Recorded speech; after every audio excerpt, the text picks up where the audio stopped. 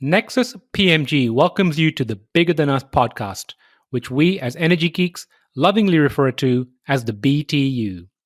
Bigger Than Us is a podcast that focuses on ideas that will shape the future of our planet and ultimately our existence.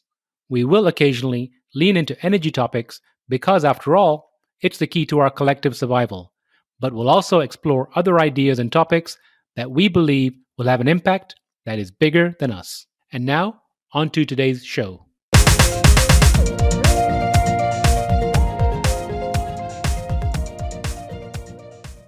Hello, and welcome to the Bigger Than Us podcast. I'm your host, Raj Daniels, and today I'd like to welcome Lisa Ann Pinkerton to the show. From the newsroom to the boardroom, Lisa Ann has used her keen analytical skills to share technology stories with the world for over a decade. She is the founder and CEO of the award-winning Technica Communications, founder and chairwoman of the nonprofit Women in Cleantech and Sustainability, an international speaker and moderator, and documentary filmmaker. She was named a PR Executive of the Year by the American Business Awards in 2020, Female Entrepreneur of the Year for Advertising and Marketing by the Women in Business and the Professions World Awards in 2020, and a Woman of Influence by the Silicon Valley Business Journal in 2017. Lisa Ann, how are you doing today? I'm doing great. Thanks, Raj. Lisa Ann, where are you currently located? Currently, I'm in the San Francisco Bay Area. And how's the weather in the Bay Area? It's springtime. It's good. I mean, the Bay Area weather doesn't change all that much. Well, I'm in Dallas, and today we're having Bay Area weather. I think it's 64 today. Oh, there you go. Good. It's nice to have a cool day, though. So, Lisa Ann, I like to open the show by asking my guest the following question. If you were asked to share something interesting about yourself, what would it be? Oh, man. Well, it depends on the audience for sure. Some people find certain things more interesting than others. And I think for myself, what I think people do find interesting is that I got my start as an NPR reporter. Also, PBS, broadcast journalism. I did environmental science, and probably the most famous people I interviewed during my time were John McCain and Robert Kennedy Jr. And those were some really good times at NPR, and I learned a lot about media and how to make a story compelling and how to read your audience.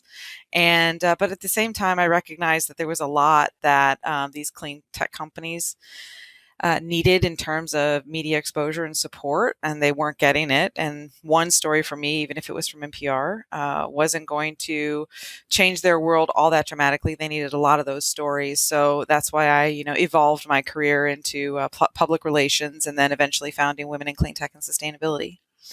So, can you place us from a time perspective? When was this?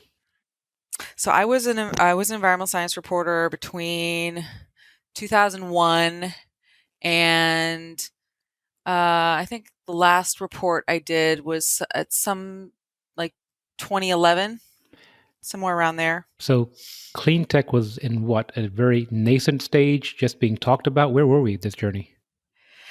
It was very early. People joke that I was, clean tech before clean tech was cool. And I would cover solar conferences. And one of them came through Cleveland, which is where I was doing most of my local reporting. And it was a very small conference, probably more Birkenstock shoes than Oxford's. And a couple of, solar ovens and things like this. So it was very early, but people were very passionate and they were just starting to figure things out. And the economics were almost there to a place where it could go more mainstream. And also because I was in Cleveland, wind was a big deal. I did a couple big stories on doing some offshore wind within Lake Erie and what all that would mean and how that would work. So I covered a lot of technology pieces anytime I could. But at the same time, I would cover environmental pieces, things that could excite people about nature, because our theory was if people feel inspired by nature, they're more apt to want to protect it. So one story was going down into a cave in northern Pennsylvania and covering how a group of people had taken it upon themselves to clean out the cave because it had been a big party spot for maybe 40, 50 years, and it was just full of trash. And they were mapping the cave and finding really interesting stuff. So that was, cool stuff like that was always really kept me going over those years. So, staying on the theme of inspiration, what inspired you to start the Women in Cleantech and Sustainability organization? And can you share with the audience your role at the organization? Oh, yeah, I'm the founder and chairwoman. And I founded the organization in 2011 after it had been about 2 years since I had founded Technica Communications. And I was going to a lot of co ed networking events. And especially in Silicon Valley, there was the Photovoltaic Society and things like this.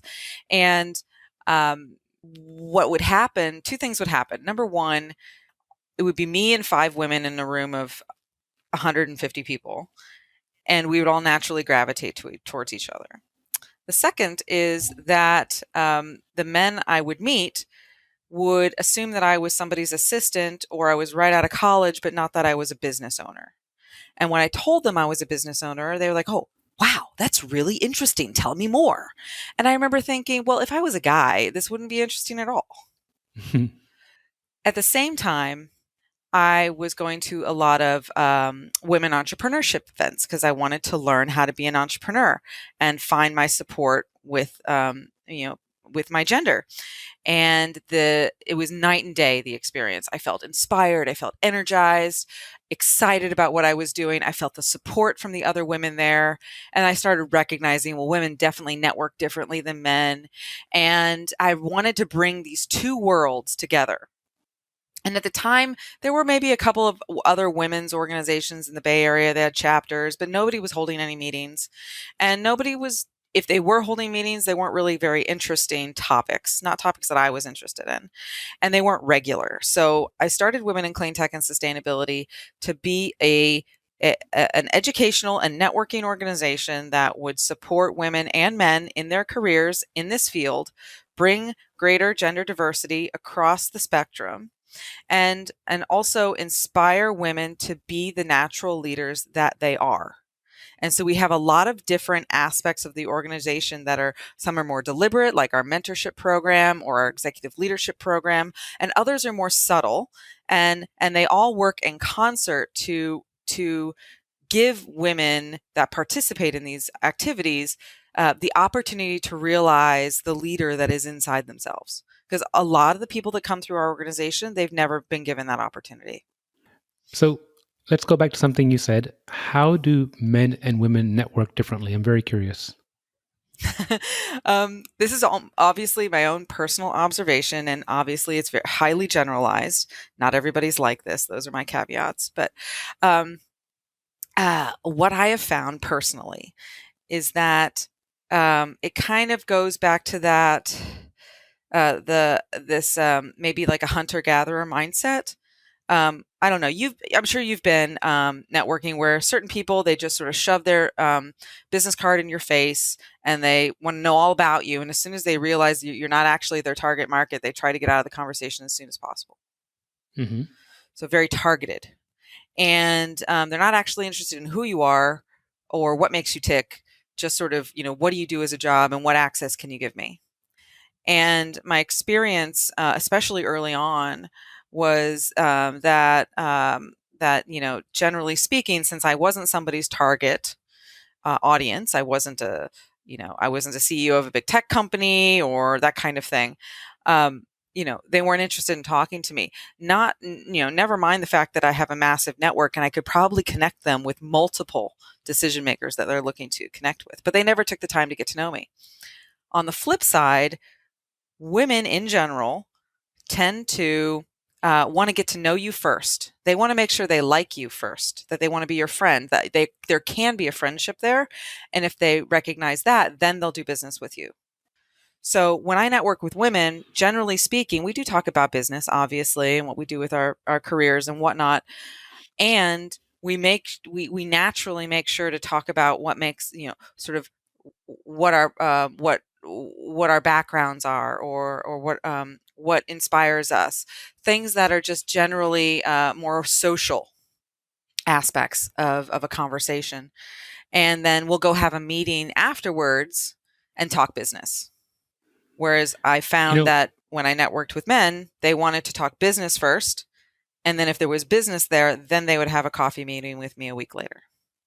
I really do understand what you're saying. I've actually experienced that myself, and I guess it speaks more to my feminine side because I found that at networking meetings, people are almost looking over your shoulder at the next person that they want to go meet once they realize that you can, or if you can't help them. And I Hmm. personally lean more towards the social aspect of getting to know a person, spending time with a person, and then it's that know, like, and trust, I guess. And then eventually, if we can do business together, great. But if we can't, at least we have a friendship or a strong acquaintanceship. Exactly. And I You, think personally, I teach a lot of networking. That's part of the stuff that we do at Women in Clean Tech. And um, people are going to change jobs multiple times throughout their career. So just because they don't have a direct connection to the action that you're looking to fulfill through the networking doesn't mean that they can't help you in the future or don't know people who can help you. Networking is all about relationships, and that's why I think women are actually really good at it. I would agree. Now, earlier you said women are natural leaders, but they don't know it. Can you share some of these leadership traits that you've seen? Yeah, absolutely. So I mean, generally speaking, because not everybody is so not, gender is very fluid, right? But when you think in a general way between masculine and feminine leadership skills, typically the leadership skills that you hear about or that you experience or people tell you you got to be this way or that way tend to be more masculine leadership skills. Be competitive or just make the decision and then tell people to carry it out. I'm giving a talk tomorrow. Actually, I give this talk frequently called "Lead Like a Woman," and in general, what it teaches is it highlights these natural leadership skills that are more on the feminine spectrum, but everybody has and everybody should cultivate. And one of them is leading by consensus. So getting your team together and having a conversation about what direction or what decision ought to be made. And some people might see it as weakness because you're not being a leader and telling people what to do. But actually, when you lead by consensus, you have a more cohesive action that the whole team can carry through and feel inspired to commit to. Another would be leading through empathy. So the masculine trait of this leadership tool, if you will, would be to deny emotions. Emotions have no place in business. Get over it, do the job. Whereas a woman might feel compelled to, or someone who's more on the feminine spectrum, might feel compelled to um, address the emotionality at hand, to take the time to be there for the person who is having the emotional moment, talk through it, support them as they need, and then um, understand that once that person is through the experience, they will go get the job done. And I was watching one of your presentations. Can you speak to these two bullet points that I took down here? One is domination as a leadership style, which I thought was very interesting. And the second is seventh generation thinking, which I love. Seventh generation Oh, thinking. okay. Yeah. Well, dominance as a leadership style is just it's sort of that competitiveness and sort of forcing your will or your vision on the people that you're leading and the ecosystem at large. And there are times, I'm sure, when that tool is useful because every leadership skill, it's a tool. It's a tool in the toolbox. And the most effective leaders, whether they're male or female, or any gender in between, it's about recognizing the the challenge at hand or the moment at hand and picking the right tool out of the toolbox that's going to be effective for that person in that moment. So I'm sure dominance as a leadership style, it has its uses. But in today's 21st century world, it's not going to be as effective as some other tools that are more inclusive, are I wouldn't say gentler, but are more collaborative. And the 7 generation thinking? Yes. So this is the way the Native Americans uh, made decisions. So this is the way Native Americans made decisions. They took the moment to think, how will my action today affect the 7th generation of my family? When you take that moment to consider that, and the spectrum of how of influence that your decision today will have on people 7 generations from now, it changes the motivation for the decision that you want to make or the action you want to make, and it encourages you to think in a broader sense on the consequences of your action today. That resonates very deeply with me, but just for a moment, I want to play devil's advocate if you're okay with that. Sure. Lisa Ann, in this day and time, who has time to think about 7 generations? And second, I won't be here, so why should I care? Okay, great points. If I can also kind of go down the nihilist spectrum. You could say, in what is it, 500 billion years, none of this will exist anyway. So what does it matter? At the same time, we are all lucky enough to be existing in this reality, whether it's a matrix or a one-time opportunity, or whether we come back multiple times, it doesn't matter. You're here, you're in this reality, and you have the opportunity to make the best decisions for this reality. We are all connected, and we are all together as one on this planet. We're all earthlings. And the only things that divide us are human constructs. And so some of us won't be here. That's fine. You have an opportunity today to leave this place better than you found it. And that's specifically actually why a lot of conservative politicians and conservative leaders are starting to shift their thinking towards being more sustainably minded in their political decisions, because they recognize that they have a responsibility to their children and their grandchildren. And the other devil's advocate point you made was, who's got that kind of time? Well, Elon Musk has that kind of time. He's thinking 7 generations from now. He wants to make us an interplanetary species. On the cynical spectrum, it's probably because this planet isn't going to be that great to live on. From the inspirational perspective, he believes that we are a species that has the opportunity and the intelligence to be existing on multiple planets.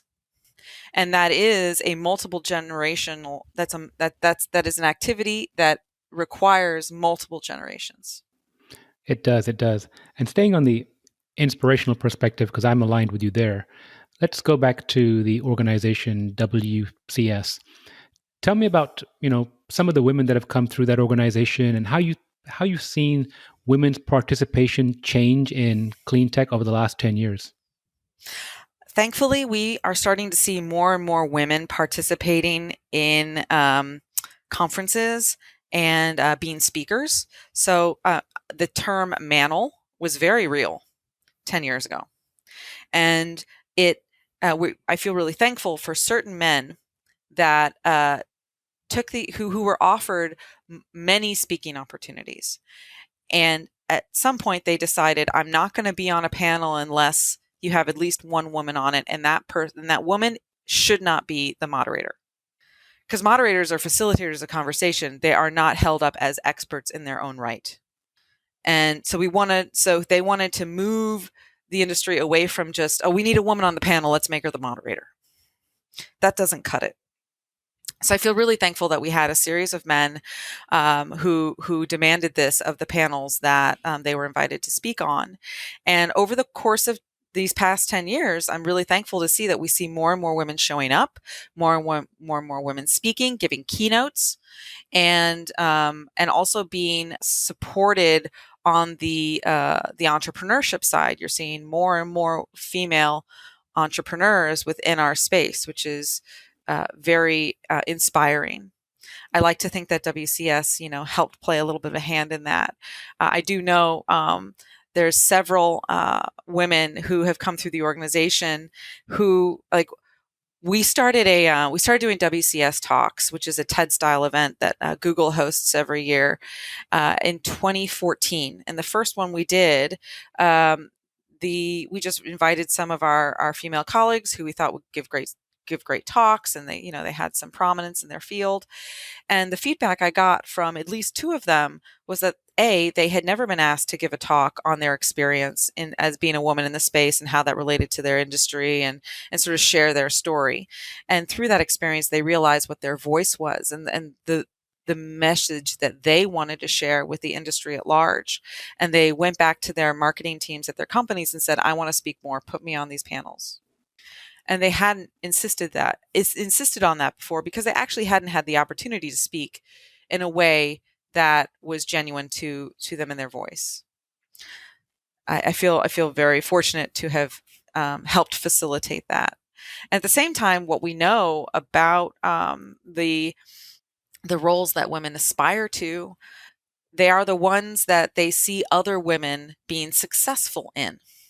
So it's important for us to highlight women and show them being successful as a way of encouraging other women to follow in their footsteps. We have had countless women come through our organization, start as volunteers, move up onto the board, and then find their dream job. One woman, she came through, she moved to the Bay Area, and she worked on oil rigs as an engineer. And she would be the only female on an oil rig in the Gulf of Mexico for months on end.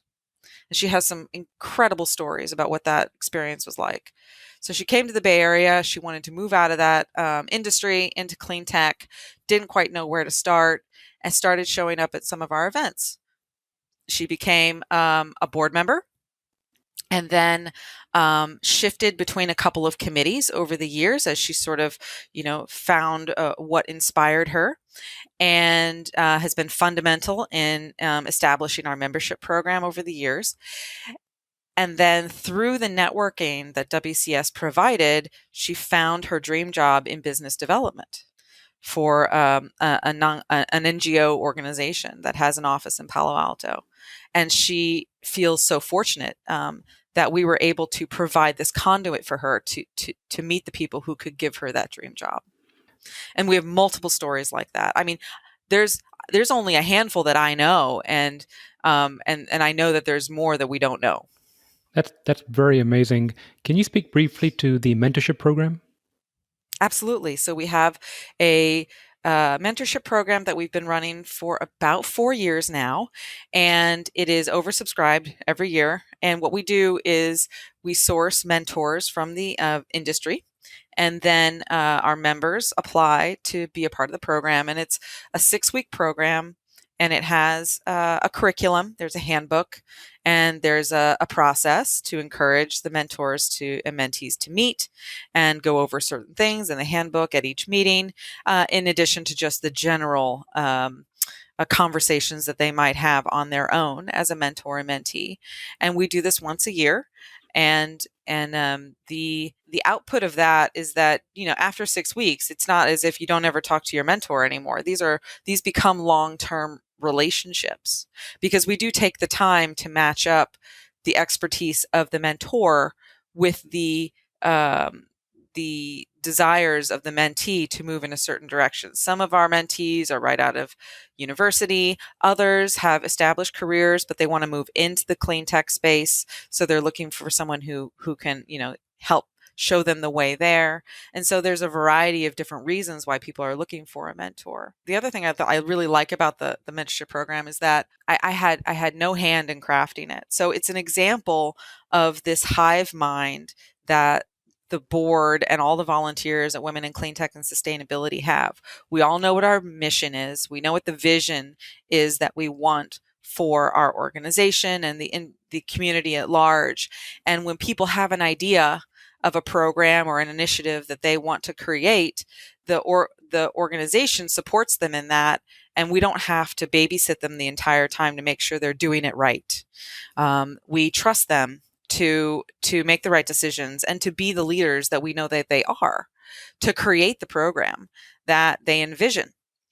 And so you know, they did a fantastic job at building that program, and it is self-sustaining. So the people, you have new volunteers that come in and learn the ropes, and then the older volunteers will graduate out of running the program after a couple of years. So it's self-sustaining, and it's just one example of the way the organization has evolved to facilitate and support the natural leadership skills that these amazing women have but they haven't been given the opportunity to express them or use them.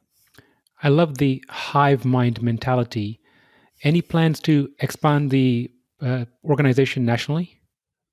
Oh, yes. Well, I mean, COVID really forced our hand there. So we always thought, oh, we can't expand broadly. We can't expand internationally. It's just too much of a lift. How do we do virtual? Well, then COVID happened. And so we had to do virtual. So we embraced that opportunity and we went international. So we have a virtual membership option now, and we have paying members from 7 different countries, 26 states within the United States. And we also have the Los Angeles chapter, which we established before COVID hit. And then we plan on establishing more chapters over time as the organization can support them. I mean, we're an all volunteer organization, so we are mindful that people have day jobs and they have lives. And burnout is a real thing, and we don't want that. We want people to feel inspired and have fun with our community, and so we will grow to these other chapters within the country, as the ecosystem supports it. It sounds wonderful. I'm going to switch gears here to the crux of our conversation, which is the why behind what you do. You mentioned 10 years with WCS, and then prior to that, you started Technica Communications, but you started reporting, you said, on the environment, I believe, about 20 years ago. What drew you to that kind of reporting, and what motivates you? What keeps you going in this particular sector?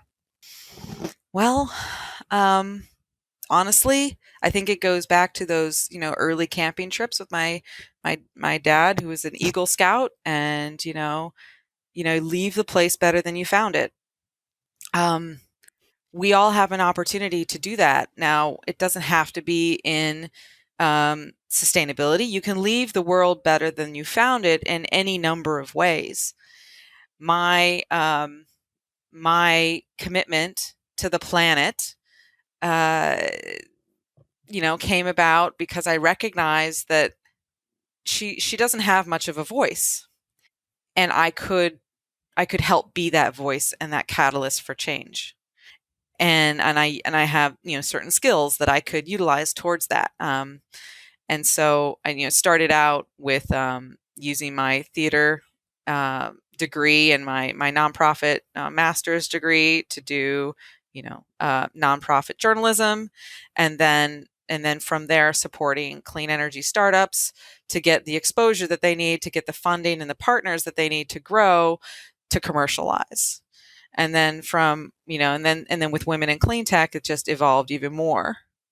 When I recognized that there was a dearth of women showing up in the industry. We knew they were there, but they weren't visible. So bringing them out into the light so that they could meet each other and support each other. So that's why I do what I do. I don't have any children. I made that conscious choice years and years and years ago. So WCS and Technica, my company, these are my children. And the legacy that I get to leave is through these organizations, and inspiring the communities at large that are a part of these organizations to go out and make the world a better place. Because honestly, I feel like, anybody can be, how do I say? Okay, I'm going to get a little philosophical on you. Please do. But anybody, anybody's willing to live their life as they see fit. Because honestly, at the end of the day, it's all just a game. And you get a chance to just do what you feel is appropriate for your life, and I have no judgment, right? But at the same time, if it's a game, then you can go do whatever you want. So why not do something big? Why not do something great? And if life's just a game, if you play video games, you fail a lot. That doesn't mean you quit. It doesn't mean you act conservatively so that you're not going to die in the game. You just go do what you do. You learn, you do better the next time, and you continue striving. And at the same time, in like these, multiplayer games, I'm kind of a gamer. So if you hadn't guessed already, that's why I have this sort of mindset. You have your players and you have your NPCs. And I think people get a chance to be a player in the game and not a bystander. Because honestly, I mean, it's what people are welcome to. Anybody can do whatever they want with their life. I'm not making that kind of judgment. But what I am saying is, if you have the opportunity, why not be an active player? Why not be an active player? Well, let's continue on the philosophical road. What's the most valuable lesson you've learned about yourself on your journey? Wow. The most valuable lesson I have learned about myself on this journey, for me, that it is okay to fail and it's okay to make mistakes, and that people are not going to hate me for it or write me off for it. I came from an upbringing where perfection was highly valued, and so I really strived for that. Because if I'm perfect, then I'm lovable, right? And so through this experience of growing WCS and growing Technica and just being an entrepreneur, you are going to make mistakes along the way, and those mistakes are learning opportunities. You learn so much from mistakes, and so the lesson is forgiving myself for making mistakes and understanding that people aren't going to write me off for it. Sounds like a gamer attitude. Yeah. But I mean, a lot of people, especially a lot of the people that I meet, I shouldn't say a lot, but a common theme of some of the people that I meet through Women in Cleantech and Sustainability is a fear of failure, because they want so desperately to get somewhere. And we all have an opportunity to fail forward, if you will. Because failure gives you data, gives you information. You can make a better decision next time. Well, it sounds like you do a lot of counseling as part of the organization too. Yeah, I try. I try to be subtle about it. Because people have to want to hear the advice, right? You want to make sure you have an invitation. I know. I just don't want to go around telling people how to be. Because again, anybody's allowed to be any way they want. Right. So let's move into the future. It's 2030. You have a magic wand. Where do you see, what does the future hold for the Women in Cleantech and Sustainability organization? Oh, wow. That's awesome. Yeah, my magic wand would be, we have a well-funded endowment that will maintain the organization for generations. We have chapters on every continent, and we are having various programs like an entrepreneurship program, which we're developing now, and flourishing chapters of communities that are supporting each other. And maybe we're doing some prominent award recognitions for all types of genders in the space. And, by 2030, I like to think that the concept of sustainability, clean energy, the energy transition, if you will, I'd like to think that by 2030, these concepts are so naturally ingrained into industry that we don't need an organization like WCS. But at the same time, I'd still like it to be broadly growing and thriving. Maybe we'll even have a chapter on Mars. Well, I'm a big believer in bringing things to reality. You said a well-funded endowment. Can you give me a number? Oh man, We're magic wanding here, Lisa Ann. we are magic wanding. So, I think, $1 million isn't even that much money anymore. So No, it's I not. think, 20 million, $30 million endowment would be a robust amount of funding that the organization could thrive on just on interest alone. I think 20, 30, and 30 million has a nice ring to it. There you go. So there's your goal, right? Here you go. That's right. 30 Thank million you. by 2030. We could do that. Absolutely. In this environment, I heard today there's going to be $40 trillion moving in this direction. Wow. So I think the universe can carve out, as you said, you're representing her, right? And I want to thank you That's for right. giving her a voice. So I'm sure that she'll be able to carve out 30 million from 40 trillion. Absolutely. And that's kind of the magic that we find within Women in Clean Tech and Sustainability. And it's a universal magic. So when you get a bunch of people together, working towards the same goal, having that hive mind, magic does happen. People show up with the agency to be able to provide the organization with what it needs. And we find within the organization, if we just voice what we need, within a couple of weeks to a month or so, it shows up. So I'm looking for that new target on your website now. That's right. Well, it'll come. It'll be there.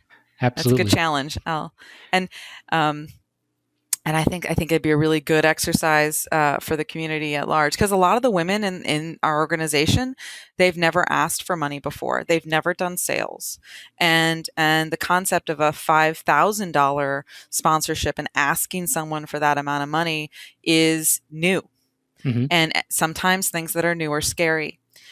So we have an entire program for our board that we teach them how to do development work, which is quote unquote sales. And sales is not a 4-letter word. And it's very empowering for them to get that first sale.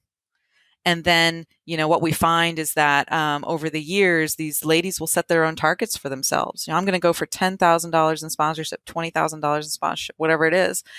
And they're picking numbers that feel uncomfortable for them because they want to stretch themselves. Well, I think it's doable.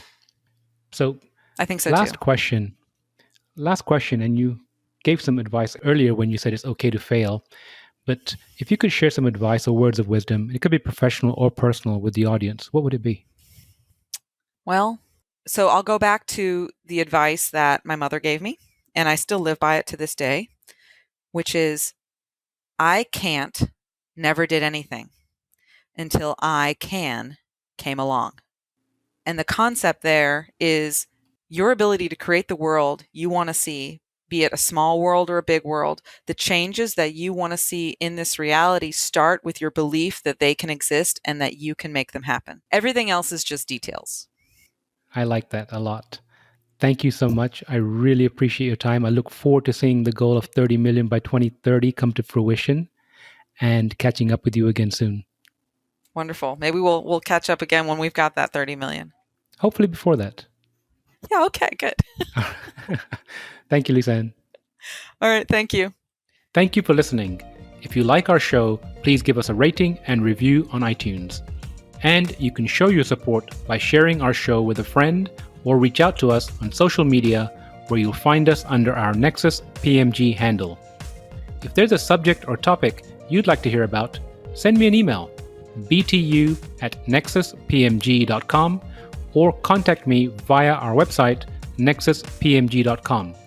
And while you're there, you can sign up for our monthly newsletter, where we share what we're reading and thinking about in the clean tech, green tech sectors.